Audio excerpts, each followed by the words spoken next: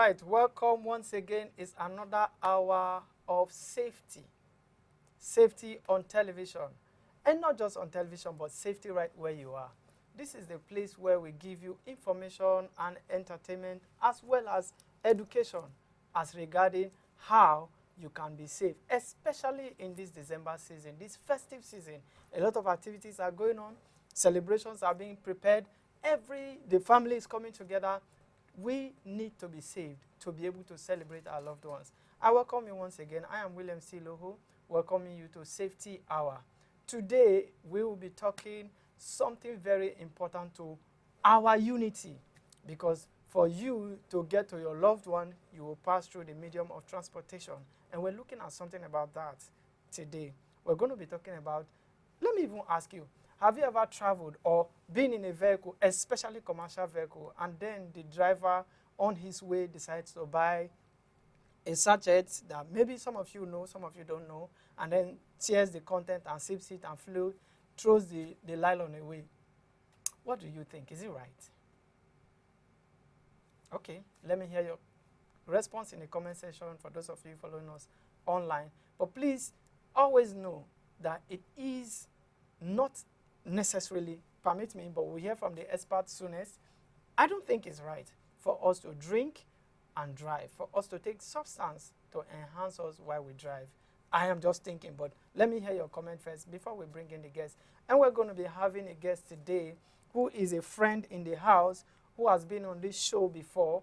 In fact, I should say he has been on this show again and again, and he's our friend. He will still continue to come as much as much as the need require. We're talking today with the Federal Road Safety Officer, the same one you know, the Deputy Road Commander, Abraham Kunle Alaka, the Public Education Officer of FRC here in Mowe.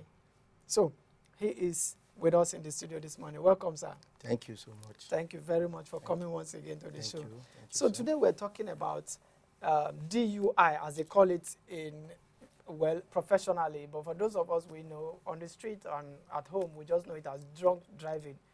Anybody that drinks or takes whatever is drunk and driving. Tell us, what exactly is DUI? Thank you so much. When we say DUI, we are talking about driving under the influence of alcohol. Yes, sir. That is what DUI stands for, driving under the influence of alcohol. So, what is it limited to drinking of beer, kai, pami, or is it one or different? What are the things we call the influence now? Alcohol is alcohol. We all know alcohol has to do with spirit, has to do with a content that can affect our judgment at any particular time. Maybe judgment as a driver, where you're supposed to apply your brake, being under the influence of something that has changed your mind, your inner mind, or your judgment at that particular, anything that can influence, that you take that can influence that judgment, or that can make you feel dizzy, is alcohol. We all know that is alcohol. Okay, that means most of the things we are referring to alcohol in this part of the world is mostly liquid. So let me say, is it okay to now say, let me smoke something if I'm not, at least I didn't drink alcohol? What if I decide to take something that I feel will boost my morale? Maybe I smoke, maybe I sniff, or maybe I... Yes, that's part of it. Maybe take some drugs. Are they also counted under... Yes, that one is separate. All what we're talking about today is driving under the influence is alcohol, specifically. Okay. There's no maybe taking... There are other things also that can influence your judgment, like the drugs and so on and so forth. But we are specific on drunk driving, as we call it at home, common fondly. Okay. So other substances are also illegal. That's what you said. But today we'll just narrow our conversation to drunk driving. So what are the penalties? Is there legal implication? Let's even start from there. Is there legal implication to someone drinking and driving? Yes, under the FRSC code regulation, that is the power that gives us to be able to arrest any offender, erring offender, motor offenders. There's what we call it the DUIs, we have said. That's driving under the influence of alcohol. There's a penalty we give to such a person that was arrested in connection with such acts. Maybe, for instance, we apprehend you, we discover that, yes, you are really under the influence of alcohol, and you will be tested quite okay, because we cannot just see you and say you are under the, we have to test it. That's what we have what we call breathalyzer. We have, and there's also a alcoholizer. They are all the same but different functions, and they are being calibrated to know the content of the alcohol in your body. When we have done that, we really get it that really you are under the influence of alcohol, and we discover that the percentage of alcohol that is required in your system is above what is required. You know, normally we have the human blood system needs at least, it should not be more than 0.05% of alcohol in your system. When we test you, we discover that that percentage is higher. Even with one, we now go ahead and issue a ticket, which is, we write DUI, which is driving under the influence of alcohol. You now go and make your payment. Even at times, we carry out what we call mobile court patrol. That's mobile court. That is when the magistrate is available. The magistrate will be on seat. He will be able to, after getting it and ascertain, confirming it, that actually you are driving under the influence of alcohol. So it's now left for the magistrate to determine the case, either to allow you to make your payments or to send you somewhere else. It's okay. You talked about measurement. Yes. Is this readily available across the country right now? Like, is it something people we should expect to see?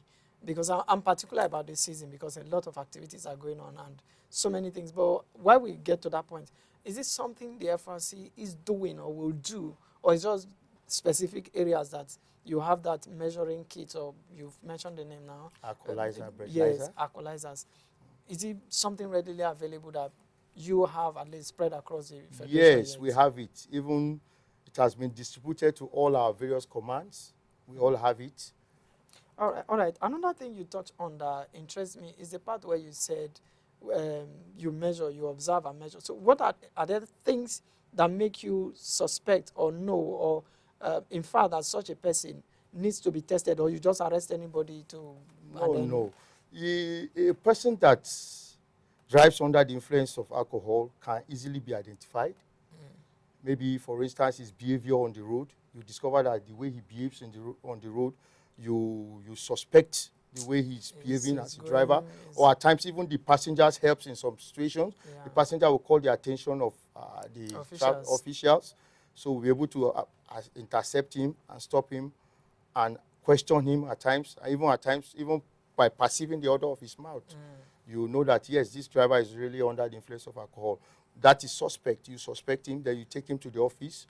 Or even while on the road, you can also apply the alcoholizer to check the content of the alcohol in his system. So I think that's how we get it. Are there means by which you arrive, in the place where there is no testing kit, are there other means you can use to find out or determine, aside from just smelling and... Yes. There are some. For instance, there's a method we use. At times we draw a line on the floor or the ground, so that we'll be able to ask the driver to walk over it. So you discover somebody that is under the influence of alcohol will not be able to walk straight. You discover he starts staggering. That's another method. And that one, he cannot argue, because it's also part of the process. He's not going to say your machine did not work well. Yes. Because when you use something to test, I know Nigerians can always want to be defensive and, how do I call it? They want to fight back. Yes, you're right. So they may say, no, this is your machine, we need to check it. Yes. I've seen people argue with medical people for BP. Check them again. So I asked to know. So when it's a straight line and it's physical, we ask him to walk on. So he will know by himself. Yes, you discover he's staggering. He will not be able to walk straight. That's very interesting to note. It's all right. So what are some of the penalties that FRC myths on people. You talked about fine. What is that like? Is there fine? What are some other options you have for maybe punishing or disciplining people who are involved in this? For now, the penalty is still by you going to make the payment. And I think if he has already involved, maybe as he has taken the alcohol, he mistakenly maybe collide or crash on something, that's maybe when he can be prosecuted for his act and what he has done. So for now, is the penalty he goes to pay. But during the mobile courts, it depends on how the magistrate and how he presents himself. His defense. So they can sentence him if he has committed another offense on that. So he can be sentenced also. Wow. So that's okay. That's what the Federal Road Safety Corps does for now. Yes, that's all it does. Is there any other arm that can determine that, or maybe are you partnering with any, maybe the police or civil defense, or I don't know, any other of the law enforcement supporting you in this fight against this? Because I'm particular about this season, and I'm very sure there's a lot of temptation that come with the season. Sometimes your men may not always be everywhere, as it were, looking at the manpower supply. Is there any other unit or maybe organization partnering with you in this fight? For even recently you observe along the Lagos-Ibadan Expressway, you observe that the rate at which we are enforcing the law, we are trying to ensure that we get people noticed that it's not business as usual.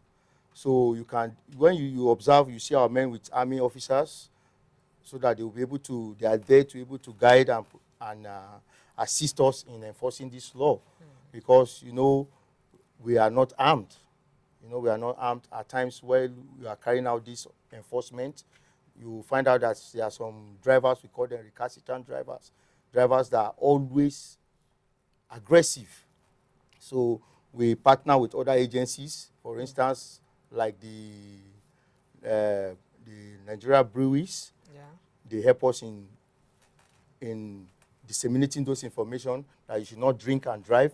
Even at times, they go out, we go out together to the parks to make such great awareness. You have mentioned the park. Sorry, Mr. Alaka, let me step in there. You've mentioned the park. In all of this conversation, I'm trying to get the flip side of the law, or the punishment, or the enforcement first, to have an understanding. But the point is, it looks as though it is, I don't know, maybe constitutional law or a motor park law. Like every commercial driver had to take something to be able to keep, because sometimes they argue that they are on the steering all day. And so as they drive from one point to the other, they buy one sachet, like one of my Oba Yanu grandma will call it, she say pelebe. They will buy pelebe, and then before you know, they throw that one away. After maybe an hour, sometime again, they buy another one. And they do it. And it looks as though, for those in Lagos, they use yellow balls, Abuja green balls, Oyo State, I think is brown. Most of these commercial, as in dedicated commercial drivers, a lot of them, I don't want to say all, I'm trying to be fair, a lot of them always take something. Is there a limit? Is there a legality or an exception for these people, or is there a limit they are expected to take? No, they are not supposed to take it. That is why we are taking the enforcement so serious. Because, you know, they believe, like some drivers believe, that if they did not take such a thing, they cannot drive. And we are particular with their own life. They are not supposed to be taking these things to drive. One of the implications is that it has even health implications on them. It has health implications.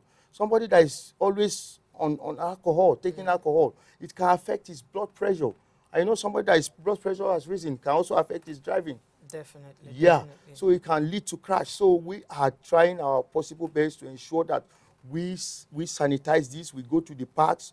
We create awareness on why you should not drink and drive, because it influences you're driving. Let's even stay on that health implication alone. Yeah. Because I think sometimes it's not just the BP alone. Yeah. Because there are people that sometimes get to the point, growing up as a child, I live in a mixed community, and there are people we saw that at a point in their lives, they begin to, I want to use the word careful now, deteriorate even though they are alive. Because some of them it becomes difficult for them to even eat.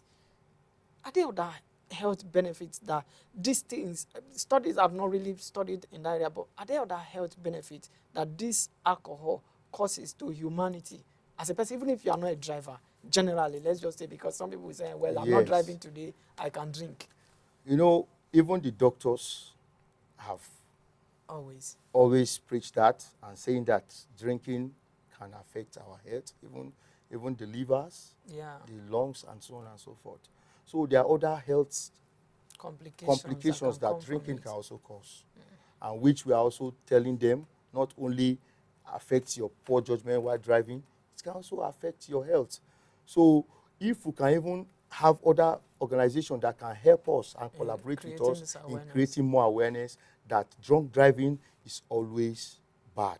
Before I even talk, I wanted to ask, for those who are into the business of alcohol, may not like you now because you are trying to kill their market. However, let me even talk for those who are still drinking and driving. Like I asked earlier if there was any exception to commercial driver, because it seems as though it's a uniform thing. You said it's their belief. So looking at it from that, some of them will say they need it.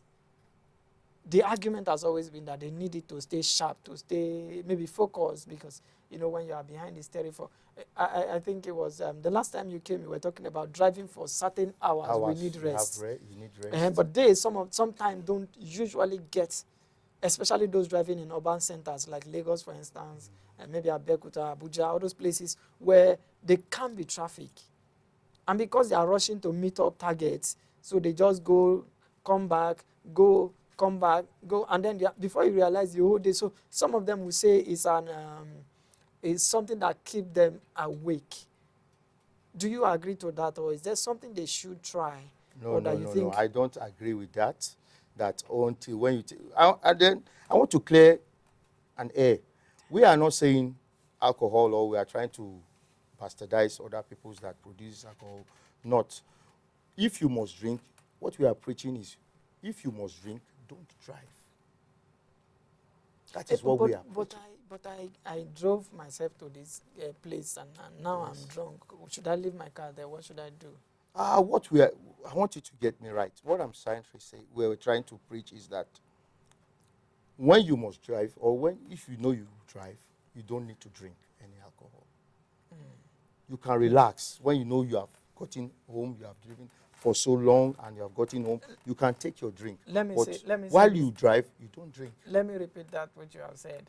If you know you are going to drive, you should not drink. That is from Oga himself. Oga Alaka that said it. I'm not the one. He said, if you know you are going to drive, don't drink. Then the temptation again is, you know, this is festive season. And then people go to parties. Oh, one is happening here, is happening there. There's wedding, there's birthday, there's kinikon, there's this event. And then you get in the spirit of trying to felicitate. You now drink. When you now, maybe you don't even know. Sometimes they give you a drink that you thought, okay, is 5%. Only for you to go and test it, you realize that the content is more than 10% or 15% alcohol, and then you are now tipsy. Are there alternatives to driving? Because is there something they should do, or you advise in that situation? What I would advise in that kind of situation is that it's not necessary you drive at that particular period. You can look for someone that is licensed. Because there are some people, they have excuses when you are praying them. They will tell you that I cannot drive, so you have the guts to give anybody. It's not anyone you give your vehicle to drive. The law says anybody that should drive on Nigeria road should have a valid driver's license. So you look for someone that has a valid driver's license to drive you at that particular point, to take your vehicle home. Or if you know you cannot get anyone that can drive you at that moment, you park your vehicle at that place and you look for alternative means home. Then when you are okay, you come back and pick your vehicle.